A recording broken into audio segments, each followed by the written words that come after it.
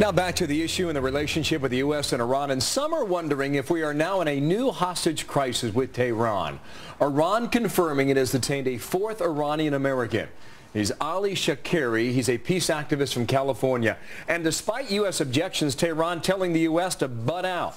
Radio talk show host Tammy Bruce is here, and Democratic strategist Bob Beck will talk more about this. And good morning to both of you. Tammy, does it strike you that this issue should be getting more attention than it has already?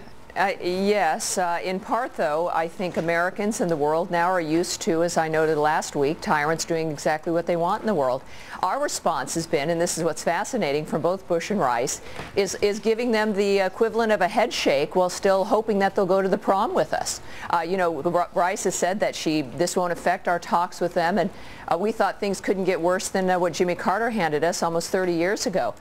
The Bush administration is behaving like this is no big deal, and so the international press is taking that lead. What do you make of this, Bob? Is that the attitude that you perceive, or are we reaching what some would consider another crisis with Iran?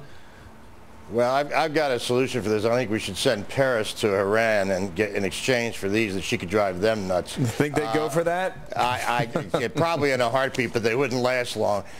Listen, what are we going to do here? I mean, yes, they're acting the way they've been acting in the past. We know that, but we're not going to invade another country. We're having a tough enough time as it is in Iraq. Joe Lieberman, senator from Connecticut, independent, said over the weekend we should take a strike into Iran. Well, what are we going to do that with? Which troops are we going to do it with? We're not going to be able to stop this, and I think, frankly, the idea of low-keying it is probably the right thing to do. It sounds to me like Joe Lieberman is the only one of a high-ranking member of the U.S. Congress who is in favor of at least talking about it publicly, as he did on Sunday morning. You know, Tammy, the flip side of that is this. The U.S. is holding 5 Iranians in Iraq.